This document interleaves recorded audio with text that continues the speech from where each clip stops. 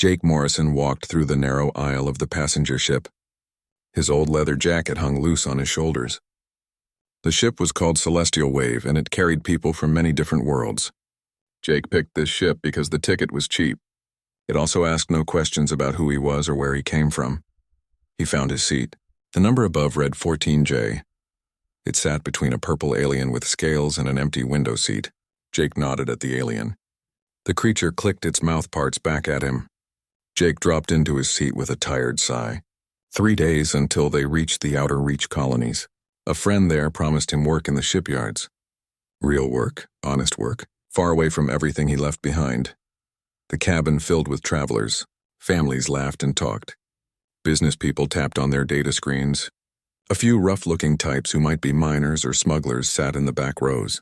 Jake pulled out an old datapad from his bag. He opened files about spaceship engines. He liked to keep learning about ship systems. Old habits never really died. A woman with red hair sat down in the window seat. She looked at Jake and gave a quick smile. Then she pulled out her own reading material. Jake liked that. No talking. No questions. Perfect. The ship's speaker came alive. A musical voice spoke. It was the captain of Valorian. His species was famous for being great pilots. The captain said they would leave Nexus Station in 20 minutes. He asked everyone to put away their bags properly. Jake leaned back and closed his eyes. 3 days of peace. 3 days of being nobody special. He earned that much at least. The ship prepared to leave. Crew members walked through the cabin. They checked safety belts and answered passenger questions. Most crew were Valorians or Kesht. Both species worked on most passenger ships. They were professional and polite. Then something strange happened. Jake kept his eyes closed when he heard footsteps stop next to his row. He thought it was just a routine check. But the silence that followed made him look up. A Valorian crew woman stood frozen in the aisle. Her silver eyes locked on the small screen in her hands. The screen showed passenger names and seat numbers. Her face went completely still. Her skin turned pale blue. Jake knew that meant shock for her species. Jake asked carefully if something was wrong. The crew woman's eyes snapped to his face. She looked at him, then at her screen, then back at him. Her mouth opened, but no sound came out. The red-haired woman leaned forward. She asked if everything was okay. The Valorian finally spoke. Her voice was barely a whisper. She asked if he was codename Ironhand. Jake felt his stomach drop. The datapad almost fell from his hands. Every muscle in his body went tight. That name should have been buried deep in military files. No normal person should ever see it. Jake said there must be a mistake. His voice stayed calm even though alarm bells rang in his head. But the Valorian was already backing away. She lifted her communicator to her mouth. She told Captain Severus they had a priority Alpha passenger on board. Seat 14J, codename Ironhand. The effect was instant.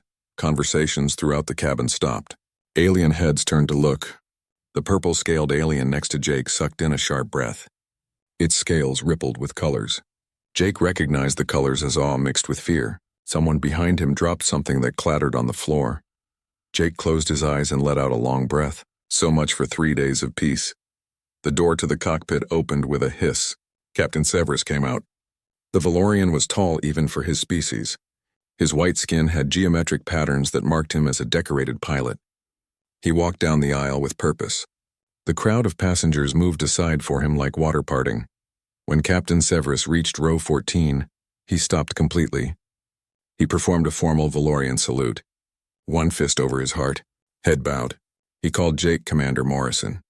He said it was an honor to have him on his ship. Jake said quietly that he was not a commander anymore. He had not been one for 5 years. He was just a passenger. Captain Severus straightened but stayed formal. He said with respect that no one who earned the name Ironhand was ever just a passenger. He asked if Jake was traveling for official business. Was there a threat they should know about? Jake said there was no threat. No mission. He was going to the Outer Reach to work in a shipyard. He paid for a ticket like everyone else. He tried to make it sound as boring as possible. The red-haired woman had put down her reading. She stared at Jake with open curiosity. She asked about Ironhand. She said she heard that name before. Something about the Battle of the Veil. Jake made a face. Of course she knew. The Battle of the Veil had been shown across the whole galaxy. It was one of humanity's first big fights in the Galactic Union's defense forces. It made heroes out of the people who survived. It made legends out of the ones who died. Captain Severus spoke with reverence in his voice. He listed other operations: the defense of Kelmar Station, the rescue at Broken Sky, the siege of other places. Jake interrupted. He kept his voice level but firm. He appreciated the recognition, but he really wanted to make this trip quietly. He was retired. A Kesht security officer joined the captain. She was reptilian with golden eyes. Her tail twitched with barely hidden excitement. She held a datapad that glowed with information. She said that according to Union records, his designation had never been formally turned off. He remained listed as reserve status. Jake said the records were out of date. He signed his discharge papers 5 years ago. He was a civilian now. The Kesht officer said that Iron Hand designations could not be discharged. Her voice took on a formal tone. She explained they were lifetime appointments. They were given only to those who showed exceptional bravery, brilliant tactics, and the ability to achieve the impossible against overwhelming odds. There were only 17 active Iron Hand operatives in the entire Galactic Union military. 17. Jake had known 6 of them personally. 3 were dead now. They died in operations that would never be made public.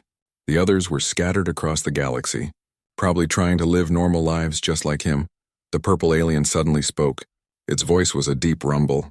It said it had served in the Union Defense Fleet during the Veil conflict. It was on the supply ship Provision 7. They received word that their convoy was going to be attacked by Kraith raiders. 20 combat ships against their 6 escorts. They were told to prepare for evacuation, Jake remembered. He remembered all of it, the alien continued. It said then the frigate Steadfast appeared. 1 ship, 1 human commander. The raiding party was destroyed or scattered within 40 minutes. Steadfast was outgunned 5-1, but Commander Morrison used the debris field and calculated micro-jumps that should have torn his ship apart. He used weapons in ways no one had ever seen before. The alien's voice dropped lower. Jake saved 642 lives that day, including the alien's own life. The cabin had become completely silent. Even the ship's background sounds seemed quieter. Jake told the alien it was doing its job. He was doing his The alien said gently that Jake's job was to escort 1 supply convoy. He was 3 sectors away on patrol. He jumped into a combat zone he had no obligation to enter. He faced an enemy force that should have killed him, all to save people he had never met. The alien's scales rippled again. That is why humans frighten us, it said. That is why they gave you that code name. Iron Hand, unbreakable, unable to yield, impossible to stop once committed to a course. Jake sat in his seat as the entire cabin stared at him. The weight of his past pressed down like a physical thing. He had tried to leave it all behind. He had tried to become just another traveler heading to another job on another world. But the galaxy remembered. The galaxy would not let him forget. Captain Severus spoke again. He insisted on moving Jake to a private cabin. Jake started to resist, but the captain made a good point. The crowd's reaction was disrupting other passengers. News was spreading through the ship faster than fire. Better to let things calm down. Jake stood slowly. He picked up his small bag. As he followed the captain toward the VIP section, he felt dozens of eyes tracking his every movement. Some looked at him with admiration, some with fear, some with hope. All he wanted was 3 quiet days. The universe had other plans. The VIP cabin was small but felt huge compared to seat 14J. Jake sat on the edge of the bed with his head in his hands. He tried to process how a simple trip turned into this mess. A chime sounded at the door. Jake checked the security feed and saw the red-haired woman from the seat next to him. He thought about ignoring it, but she already saw him look at the camera. He pressed the button to open the door. She said she hoped she was not intruding. Her name was Claire Hughes. She thought he might want his datapad. He left it at his seat. She held out his worn device. Jake took it and thanked her. Claire did not leave. Instead, she studied him with intelligent green eyes. She asked if he really did not like the attention. Jake asked if she would. She admitted she probably would not. She pointed at the small sitting area. She asked if she could sit. She promised she was not there to stare or ask for war stories. Jake waved at a chair. Claire sat down with the easy grace of someone comfortable in zero gravity. Now that Jake looked more carefully, He noticed calluses on her hands, the way she positioned herself with a clear view of the door. Not just a normal civilian, Jake said she was military. It was not a question. Claire said she was in the past. Union Science Corps attached to deep space survey missions. Nothing as exciting as Frigate Command, but they had their moments. She left the service 2 years ago. Jake asked what she did now. Independent contractor, she said. She consulted on alien technology integration for colony worlds. She pulled out her own datapad. That was actually why she wanted to talk to him. Before the whole Iron Hand revelation, she noticed what he was reading. Corvette-class engine specifications, including some very technical material on plasma injector timing. Jake felt a faint stirring of curiosity. He said she knew her engines. Claire said she knew that what he was reviewing went beyond standard maintenance procedures. Those timing sequences were for combat optimization. She leaned forward slightly. She asked why a retired war hero would be studying how to get an extra 3% thrust efficiency from a Corvette engine. Jake corrected her. His name was Jake, not Commander. And he liked to stay current. Old habit, Claire did not look convinced. She said she was going to be direct with him. There was something happening in the outer reach colonies that did not add up. Equipment was disappearing. Ships were going missing. And the colonial administration was being very quiet about it all. Jake said flatly it was not his problem. He was going there to work in a shipyard. Legal. Boring work. Claire said it was a shipyard that was supposed to be shut down 6 months ago due to lack of contracts, but it suddenly received a massive influx of Union military funding 3 weeks ago. For what purpose? The files were classified. Jake studied her carefully. He asked if she was really just a consultant. Claire said she consulted for whoever paid. Right now, that happened to be someone who wanted to know what the Union was building in secret at the edge of explored space. Someone willing to pay very well for information. Jake said she was talking to the wrong person. He did not do espionage. Claire said she was not asking him to spy. She was asking him to keep his eyes open. She pulled up a file on her datapad. 3 ships had disappeared near the outer reach in the last 2 months. Civilian vessels, all carrying skilled workers. No distress signals, no debris. Just gone. Despite himself, Jake felt his tactical instincts start working. 3 ships, no trace. That meant either very good pirates or something worse. He asked if the Union was investigating. The Union said it was just bad luck, Claire answered. Smugglers, pirates, navigation errors. But she had seen the trajectories. These were not random disappearances. Someone or something was targeting specific vessels. A chime from the ship's intercom interrupted them. Captain Severus spoke. They were preparing for departure from Nexus Station. All passengers should return to their assigned locations for launch procedures. Claire stood. She told Jake to think about what she said. He might be retired, but his instincts were not. If something was wrong in the outer reach, he would see it. And maybe if he was willing, he could let her know what he found. She left before Jake could respond. He sat alone in the cabin. Claire's words echoed in his mind. 3 ships disappeared. Secret military construction. A shipyard that should not be working suddenly operating around the clock. Jake pulled up his datapad and did something he had not done in 5 years. He accessed his old military security clearance. He expected it to be turned off dead, locked behind walls of red tape. Instead, the system recognized his credentials immediately. It displayed a simple message. Welcome back, Iron Hand. Your clearance level remains absolute. Jake stared at the screen. The Kesht security officer had been right. He had not been discharged. He had been placed on reserve status. His designation kept active, which meant someone, somewhere in the Union military command, had been expecting him to come back, or had been keeping him available for something. The ship shuddered slightly as it pulled away from the station and began moving toward the jump point. Jake made a decision. He opened a secure channel and typed a brief message to an old contact in Union intelligence. He wrote that he needed information on outer reach operations. What were they not telling people? The response came back within minutes. Faster than should have been possible given the encryption protocols involved. 2 words. Stay ready. Jake closed the datapad and looked out the viewport at the stars rushing past. 3 days to the outer reach. 3 days to figure out what he was walking into. Retirement, it seemed, was going to have to wait. The first day of travel passed without trouble. But Jake could not shake the feeling that something was wrong. He had spent enough time in combat zones to recognize the subtle signs of a situation about to go bad. The crew was too attentive, their movements through the ship just a bit too purposeful. Captain Severus had doubled the security patrols without announcing it. Jake noticed additional weapons lockers had been opened in the corridors. He kept to his cabin mostly. He reviewed everything he could access about the outer reach. The region was a frontier zone, barely developed, home to mining colonies and research outposts, nothing that should need heavy military interest. Yet the budgets did not lie. Someone was pouring resources into infrastructure out there. On the second day, Jake received an unexpected visitor. The door chimed.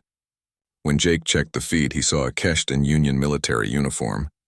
Not the security officer from before. Someone else, older, with scarring along their jaw that spoke of combat experience. Jake opened the door. The Kesht said his name was Colonel Vex, Union Intelligence. He asked if he could come in. Jake stepped aside. Colonel Vex entered and waited for the door to seal before speaking again. He apologized for the intrusion. He had been aboard since Nexus Station, traveling undercover. Jake said, "Let me guess. You are here because of the disappearances." Vex's eyes flickered with approval. Claire Hughes spoke to him. Good. She worked for them, though she did not know Vex was on this ship. Her investigation was real. They simply gave her additional resources. Jake said flatly that they were using her as bait. Vex said they were using everyone as bait, including Jake.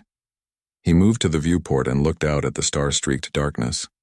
The disappearances were more serious than they made public. It was not 3 ships. It was 15. They suppressed the information to avoid panic. Jake felt cold. 15 ships. That was not pirates or bad luck. That was an operation. He asked what was taking them. Vex said they did not know. The ships vanished between jump points in deep space where there should be nothing. No debris, no trace. The only thing they had in common was that all vessels were carrying either skilled workers or military personnel on leave. He turned to face Jake. 6 of those personnel were special operations. 2 were Iron Hand designates. Jake's blood ran cold. Iron Hands did not just disappear. They were the best of the best.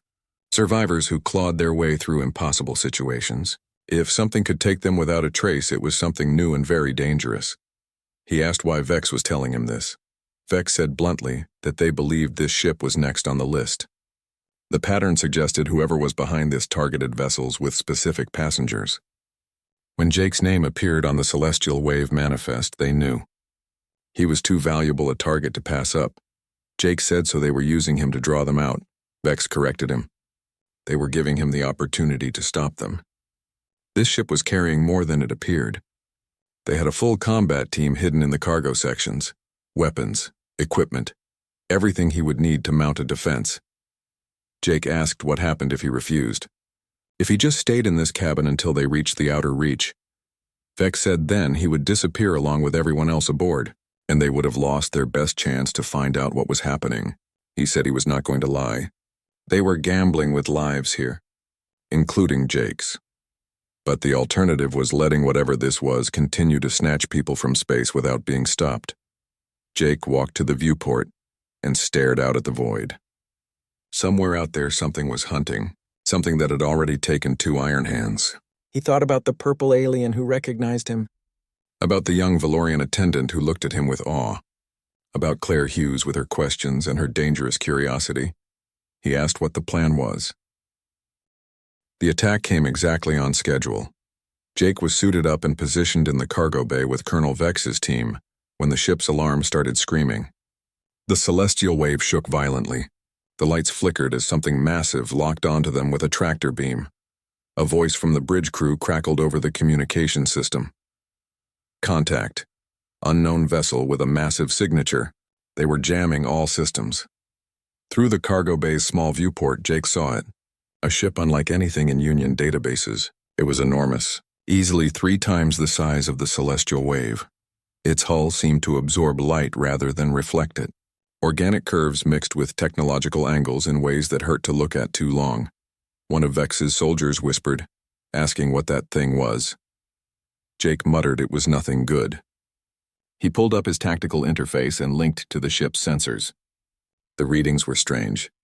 The vessel's energy signature moved in patterns that made no sense, as if it existed partially out of phase with normal space. Vex announced they were boarding.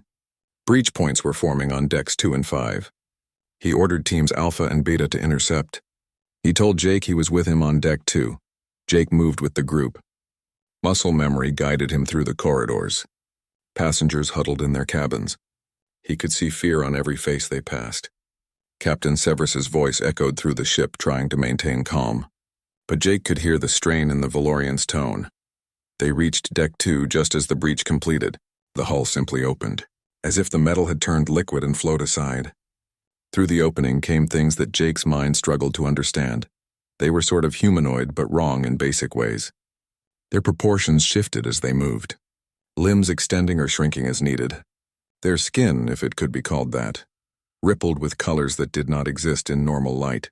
And their faces, when they turned toward the defenders, were blank surfaces that somehow showed evil intelligence. Vex ordered them to open fire. The cargo bay erupted with weapons fire. Jake's rifle barked in controlled bursts. He targeted center mass on the nearest intruder. His shots hit and the thing staggered. But instead of falling, it simply absorbed the damage and kept coming. One soldier shouted that they were adapting. Weapons were not working. Jake's tactical mind raced through options: adaptive armor, biomechanical hybrids, something that could modify its structure in real time to counter threats, which meant standard weapons would become less effective with each shot. Jake ordered them to switch to thermal grenades. He told Vex to have his people target joints and limbs, not center mass, force them to adapt in multiple directions at once. The team adjusted their tactics. Grenades exploded in superheated bursts.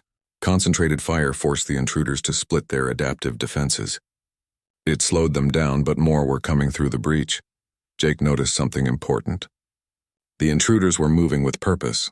They were not killing everyone they saw. They were heading toward specific locations.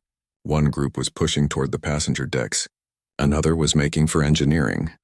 Jake said into the communication system that they were after prisoners and control of the ship. He told Vex to keep them bottled up here. He was going to engineering. Vex started to protest. Going alone was dangerous. Jake said it was what he did. He was already moving, sprinting through corridors. His interface showed him the best path. Behind him, weapons fire continued as Vex's team held the line. Jake reached engineering just as another breach opened. 3 intruders flowed through, their forms twisting impossibly. The engineering crew scrambled back in terror. But Jake positioned himself between them and the threat. The lead intruder paused. For the first time, Jake saw something like recognition in that blank face. It raised one hand. Jake's tactical interface went crazy. His suit's systems flickered. His rifle's targeting computer crashed. They were attacking him electronically, trying to shut down his equipment. Jake did something his instructors drilled into him during training. He shut down his own systems first. Turned off the tactical interface, the smart targeting, all the electronic assistance. In an instant, he went from a high-tech soldier to a man with a gun and his wits. The intruder seemed confused. Its hand wavered. Jake shot it in what he guessed was a knee joint. The creature collapsed. Its adaptive systems were overwhelmed by the sudden loss of structural support. Jake did not wait. He grabbed a plasma cutter from the engineering station and turned it on. He swept the superheated beam across the breach point. The organic technological hybrid of the intruder's vessel could not adapt fast enough to plasma that hot. The breach sealed with a shriek of tortured matter. Jake reported that engineering was secure. He asked Vex for a status update. Vex said they were holding on deck 2 but barely. The intruders were pushing hard. Jake's mind raced. They could not win a straight fight. These things were too adaptive, too numerous. But they had a weakness. They were targeting this ship specifically, which meant they wanted something. Prisoners, technology, something valuable enough to risk this attack, and Jake was the most valuable target aboard. He told Vex he needed him to fall back. Make it look like they were retreating in disorder. Lead them toward the main cargo bay. Vex started to say that if they breached the cargo bay it would be bad. Jake interrupted. Trust me, he said. Get them there, then seal every door behind you. Jake was already running again. This time toward the ship's main cargo section. As he ran, he accessed the ship's systems using a manual override panel. What he was planning was insane. Would probably get him killed. and would definitely violate about 15 safety regulations. Perfect. He reached the cargo bay and began working frantically. The bay was designed to hold shipping containers in zero gravity. With electromagnetic clamps and maneuvering thrusters for precise positioning, it was also connected to the ship's main airlock systems, designed for rapid loading and unloading at stations. Jake changed the system settings. He overrode the safety features. He set up a sequence that would run on his command. Vex's voice came through the communication system. It sounded strained. He said they were approaching Jake's position. The intruders were right behind them. Jake asked how many. At least 20, Vex answered. He asked what Jake was planning. Jake told him just get in here and seal the doors. Vex and his team burst into the cargo bay, their weapons firing behind them. The intruders flowed after them like a tide of darkness. Jake waited until the last possible second, until the bay was filled with the enemy. Then he hit the command. The electromagnetic clamps released. Every container in the bay suddenly became a weapon flying through the air. At the same time, Jake had programmed the maneuvering thrusters to fire in a specific sequence, creating a tornado of spinning metal and cargo. The intruders were caught in the chaos. Their adaptive abilities were overwhelmed by hundreds of impacts at once from multiple directions. They tried to adjust, tried to adapt. But Jake had created a randomized pattern that changed every second. Then he opened the airlock. The cargo bay doors blew open. Everything not magnetically locked down was pulled into space. The intruders, still trying to adapt to the cargo impacts, were sucked out into the void. Their ship tried to catch them with tractor beams, but the debris field Jake created interfered with their targeting. Within seconds, the bay was clear. Jake hit the emergency seal. The doors slammed shut. Silence fell. Vex and his team stared at Jake with expressions that mixed awe and disbelief. Vex said slowly that was the most reckless, brilliant, insane thing he had ever seen. Jake was breathing hard, adrenaline still surging through his system. He asked if it worked. A voice from the bridge reported their ship was retreating. They were breaking off the attack. Jake allowed himself to slump against a wall. They survived. Against an unknown enemy with superior technology and numbers, they survived. Captain Severus's voice came over the intercom. It was shaking but determined. He ordered all decks to report their status. Medical teams should go to all breach points, and someone needed to find Commander Morrison. He needed to know Jake was alive so he could personally thank him, and then yell at him for using his cargo bay as a weapon. Despite everything, Jake smiled. Claire Hughes found him an hour later in the observation deck. He was staring out at the stars. His combat suit was removed. He was back in civilian clothes. She sat down beside him without a word. She said eventually that he was still planning on that quiet retirement. Jake admitted probably not. She said good. Because she had a feeling whatever they just fought was only the beginning. Something was happening in the outer reach, something big, and like it or not, he was involved now. Jake thought about the intruders, about their technology, about the pattern of disappearances. She was right. This was not over.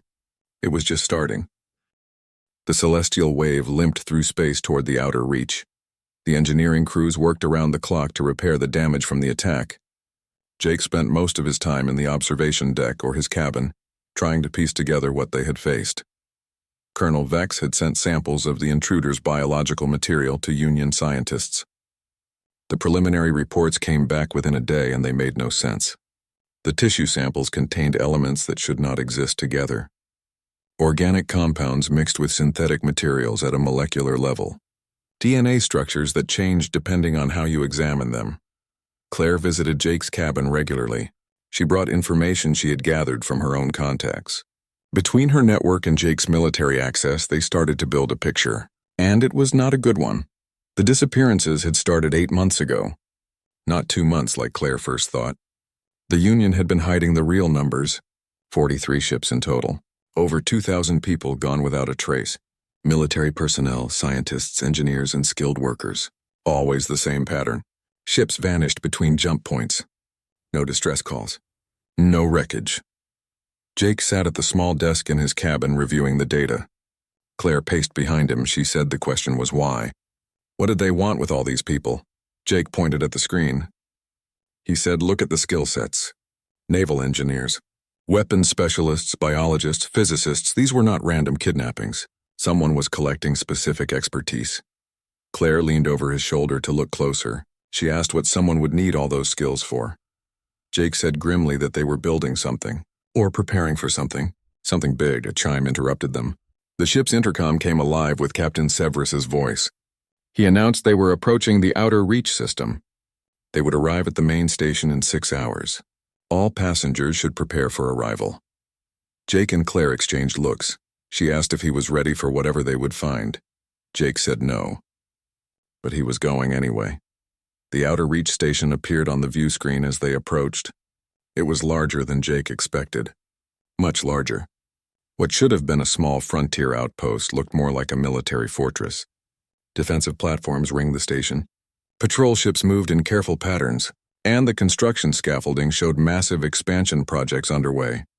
When the Celestial Wave docked, Union military personnel boarded immediately. But they were not there to cause trouble. They were there to debrief the crew and passengers about the attack. Jake spent 3 hours in an interrogation room answering questions from intelligence officers. They wanted every detail.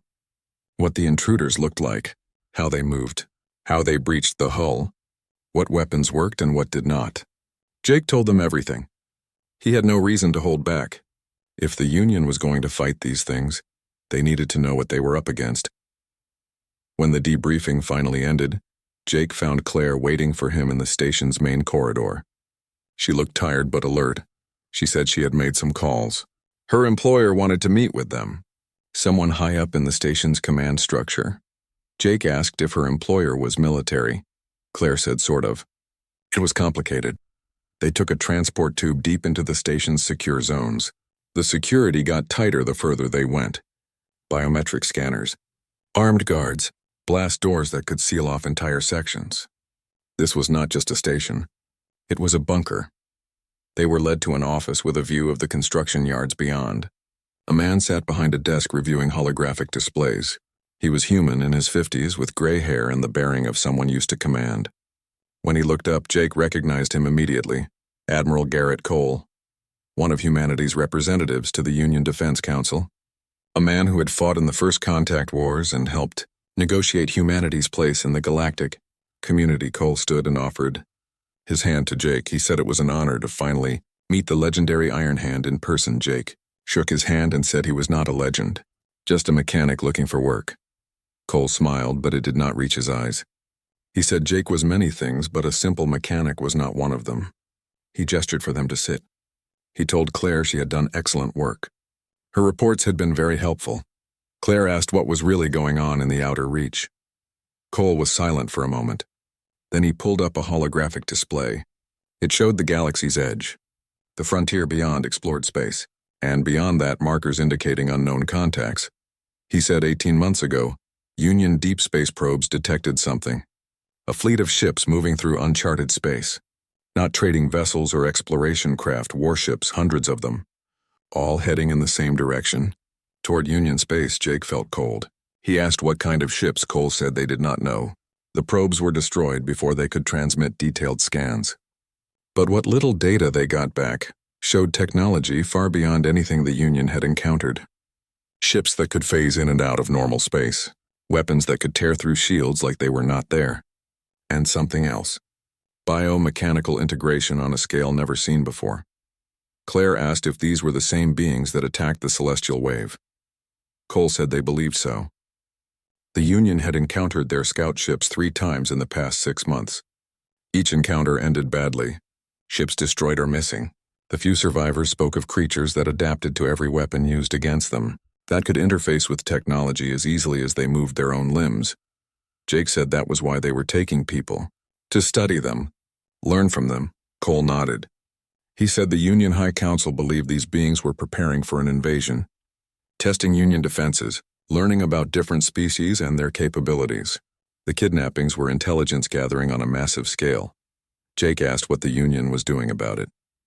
Cole gestured at the window. At the construction yards beyond, he said they were preparing, building ships, training soldiers, fortifying the frontier. The Outer Reach was the first line of defense. If the invasion came, it would hit here first. Claire said that was why the shipyard was suddenly operational again. Why all the military funding, Cole confirmed it. He said they were converting civilian facilities into military production, building a fleet in secret to avoid causing panic throughout the Union. But they had a problem. They did not have enough experienced combat personnel. Too many had retired or left service. Like Jake. Jake saw where this was going. He said he was retired for a reason. Cole said he understood. 5 years ago, Jake had lost half his crew in the Broken Sky operation. He had blamed himself even though the mission was a success. He walked away because he could not stand losing more people under his command. Jake's jaw tightened. He did not like being reminded of that day, Cole continued. He said he was not asking Jake to take command of a ship or lead soldiers into battle. He was asking him to do what he did best. Train others, share his knowledge. The tactics and instincts that made him Iron Hand. The Union was facing an enemy unlike anything they had encountered. They needed people who could think outside standard doctrine. Who could win when the odds said they should lose? Claire spoke up. She said she had been hired to investigate the Outer Reach, but her employer was actually Admiral Cole. She had been reporting to him the whole time. She looked at Jake apologetically. She said she was sorry for not telling him sooner. Jake was not angry. He understood operational security. He asked Cole why all the secrecy.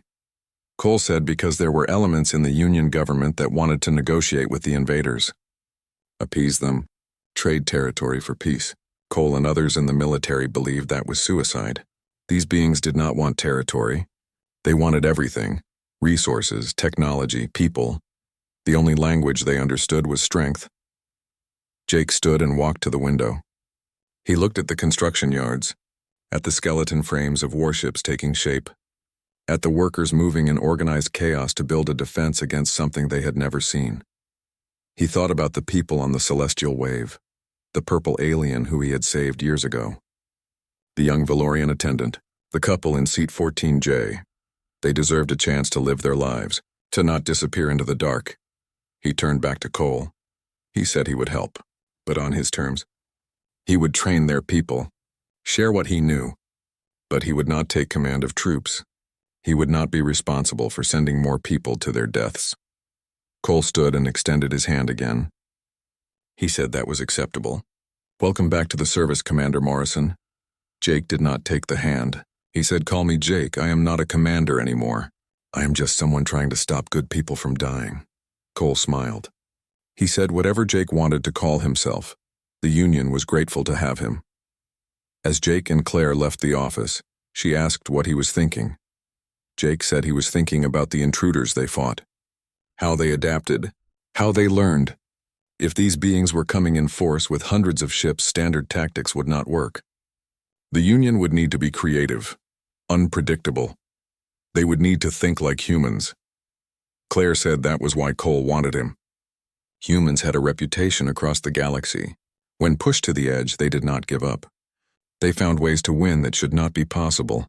Jake said grimly that they were about to test that reputation. Because if Cole was right, the invasion was not a possibility. It was a certainty. And 3 weeks passed since Jake arrived at the Outer Reach station. 3 weeks of the most intense work he had done in years. Admiral Cole had not been exaggerating when he said they needed help. The military forces stationed here were good, but they were trained for conventional warfare. What was coming was anything but conventional. Jake set up training programs in one of the station's simulation centers. He handpicked instructors from across the station, species from a dozen worlds, each bringing their own perspective and skills. But they all had one thing in common. They understood that rules made for peacetime would get them killed in the war ahead. The simulations Jake designed were brutal. He threw impossible scenarios at the trainees, overwhelming odds. Equipment failures, no reinforcements. The first week, the failure rate was over 90%. Soldiers complained. Officers protested. Some called Jake's methods too harsh. Cole backed him completely. By the second week, the failure rate dropped to 70%. By the third week, it was down to 40%. The soldiers were learning. More importantly, they were learning to think differently, to see solutions where doctrine said there were none. Claire worked alongside Jake. Her expertise in alien technology proved valuable. She helped design countermeasures against the adaptive abilities they had seen in the intruders. Weapons that change frequency mid-shot, armor that randomized its molecular structure, ships with redundant systems that could be reconfigured on the fly. It was good work. Important work. But Jake knew it might not be enough. On the 21st day, the alarm sounded. Jake was in the simulation center when every screen went red. Emergency protocols activated across the station. He ran to the command center. Cole was already there, surrounded by holographic displays showing tactical information. A Union patrol ship had detected an unknown contact at the edge of the system. Then 2 contacts, then 10. The numbers kept climbing. Cole's face was grim. He said it was happening. The invasion fleet had arrived. The displays showed the enemy vessels clearly now. Massive ships that seemed to shift and change as they moved through space. Their hulls absorbed sensor scans. Their energy signatures fluctuated wildly. And there were dozens of them, far more than intelligence had predicted. A Valorian tactical officer reported that the fleet was not moving toward the station. They were positioning themselves around the system's perimeter, creating a blockade. Jake studied the formation. Something was wrong. This was not an invasion formation. It was a containment formation. They were trapping the system, not attacking it. He said they were not here to invade. At least not yet. They were securing the system, making sure nothing got in or out. Cole asked why they would do that. Jake said because they were not ready. The attack on the celestial wave was not about taking prisoners. It was a test. The intruders learned from it, learned that humans and Union forces could adapt and fight back. Now they were taking time to prepare, to study what they learned. A communication officer reported that the enemy fleet was broadcasting. Not words, data streams, complex mathematical patterns. Claire pulled up the signal analysis. She said it was not a communication. It was a scan. They were analyzing everything in the system. Every ship, every station, every piece of technology. Learning, cataloging. Cole asked how long they had before the real attack came. Jake said based on how fast the intruders adapted during the celestial wave attack, maybe 3 days, maybe a week at most. They would use that time to prepare countermeasures for every defense the Union had. Cole turned to his staff.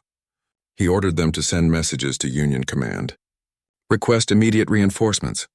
He wanted every available ship in this sector diverted to the outer reach. An officer said it would take at least 5 days for the nearest battle group to arrive. Maybe longer given the blockade. Cole said they would have to hold until then. He started issuing orders. Battle stations. Shield protocols.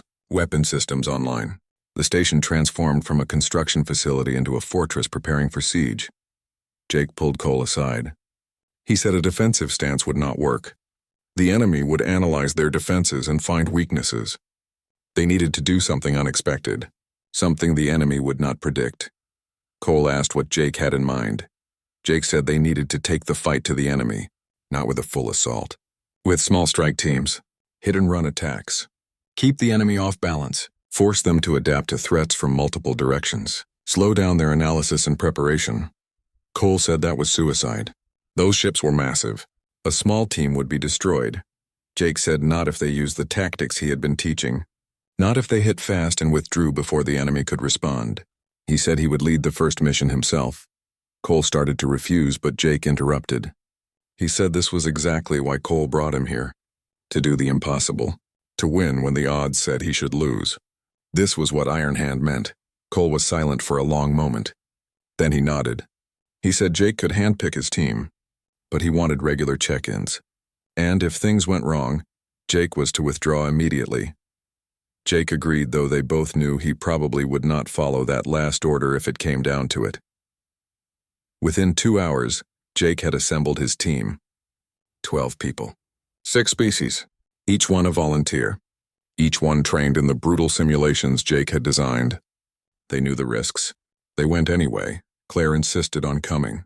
She said her knowledge of alien technology might be crucial. Jake tried to argue, but she was right. He approved her inclusion in the team.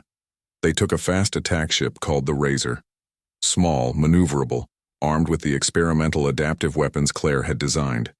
It was built for exactly this kind of mission. As they approached the enemy blockade, Jake addressed his team. He said their objective was simple. Get close to one of the enemy vessels. Deploy a specialized probe that would disrupt their scanning capabilities. Then get out before they could respond. Simple in theory. In practice, it would be one of the most dangerous operations any of them had attempted. The Razor slipped through the blockade by flying through a debris field from old mining operations. The enemy sensors could not track them clearly through all the interference. They got within weapons range of a mid-sized enemy vessel. Jake gave the order. Claire launched the probe. It shot through space and attached to the enemy hull. For 3 seconds, nothing happened. Then the probe activated. A burst of electromagnetic energy pulsed from it. The enemy vessel's systems flickered. Its smooth movements became erratic. Alarms sounded on the Razor. The enemy was responding. Not just the one ship. All the nearby vessels were turning toward them. Jake ordered the pilot to get them out of there. The Razor's engines roared to life. They accelerated hard, pulling several gravities of force. The inertial dampeners struggled to keep up. Enemy weapons fire lanced through space. The Razor twisted and dodged. Jake's training simulations had prepared the pilot for this. Unpredictable movements. Never fly straight for more than 2 seconds. Use the debris field for cover. They were going to make it. The enemy fire was getting less accurate as they put distance between themselves and the blockade. Then an enemy ship appeared directly in their path. It had predicted their escape vector. It was learning. The pilot tried to veer away, but there was not enough time. Collision was seconds away. The team braced for impact. Claire shouted that she had an idea.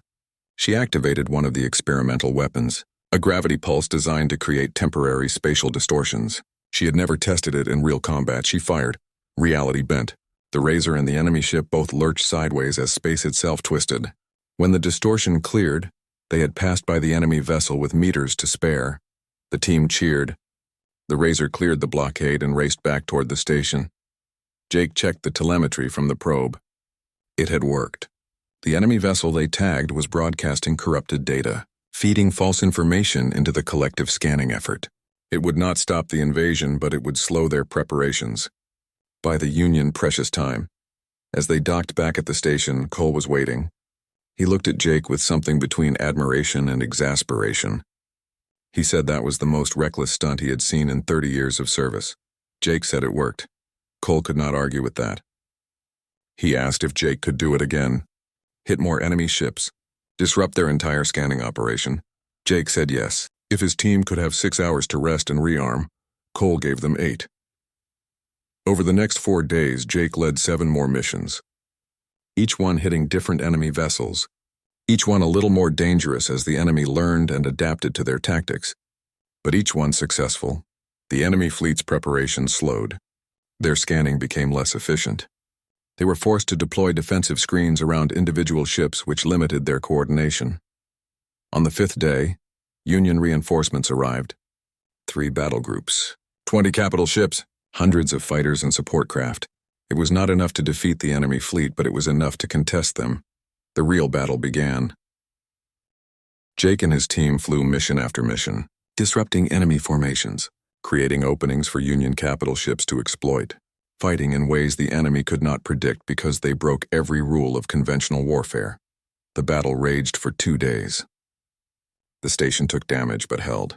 Several Union ships were destroyed, but they took enemy vessels with them. It was brutal, costly, but the Union lines held. On the 3rd day, the Anna